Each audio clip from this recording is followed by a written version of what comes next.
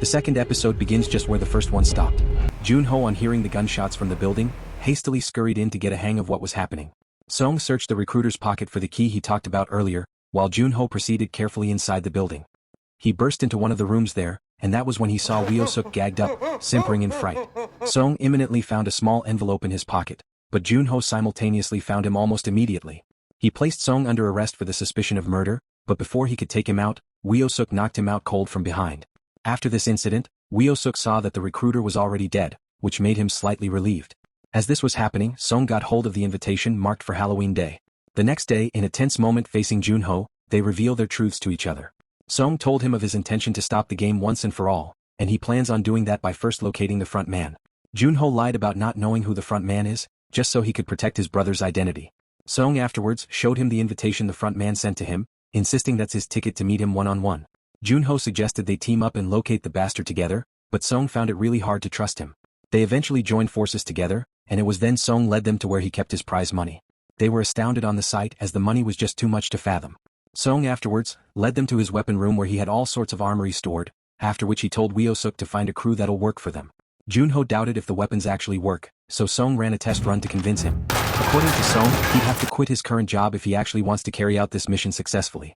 Few days later, it was a carnival and people were gathered round celebrating. After the carnival, a little kid brought a drawing he made for Noyul and gave it to her, but then he noticed a scar on her hand and started crying.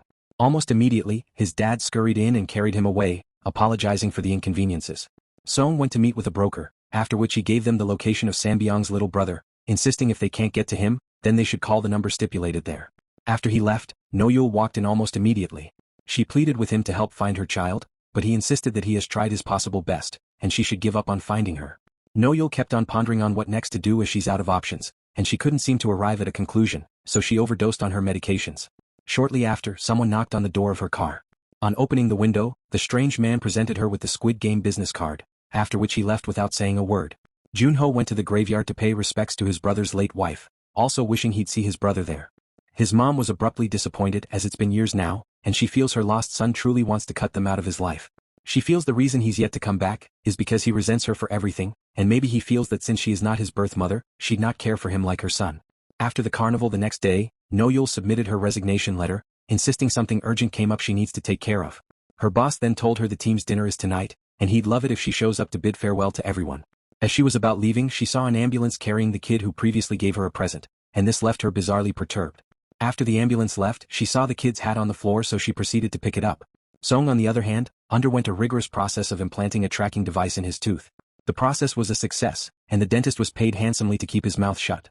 At the Seohayan University Hospital, that was where the little kid was hospitalized.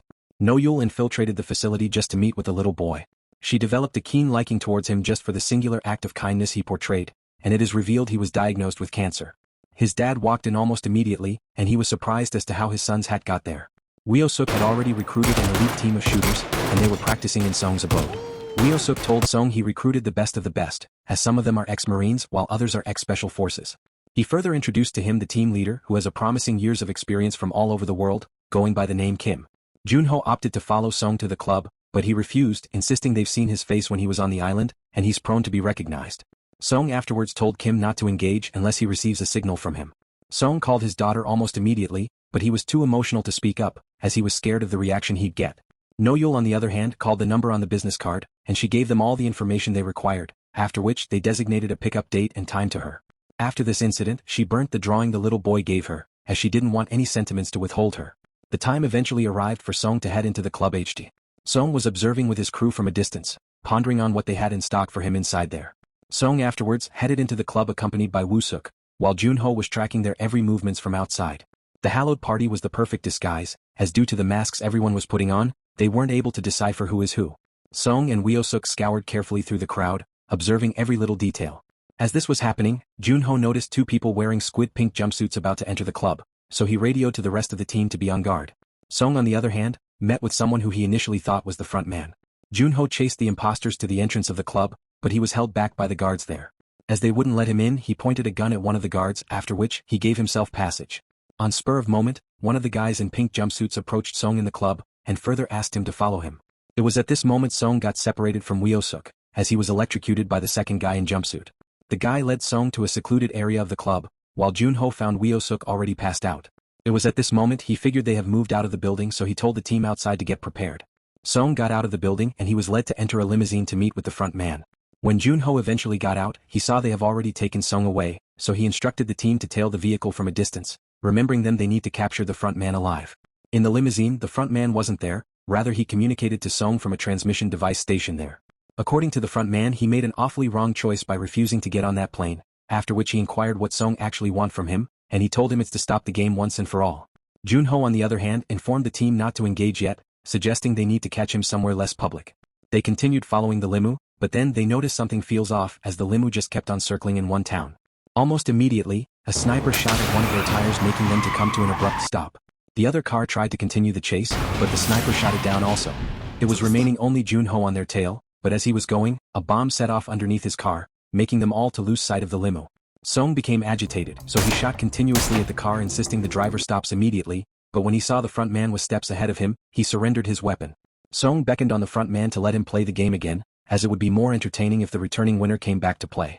After a few moments of hesitation, the front man agreed to his terms, after which, a sleeping gas was released in the air, and on short notice, Song passed out. It was then the front man revealed himself and welcomed Song back into the game. Meanwhile, Jun-ho communicated to the rest of the team that Plan B is now in effect. No-Yul on the other hand arrived at the designated location where she's to be picked up, but it is discovered that she wasn't the only one being picked up, as there were many others in the trailer. The people who were picked up wore the pink jumpsuits left for them, and that was how the second episode ended. Thanks for watching. Please like, subscribe and comment. Thank you.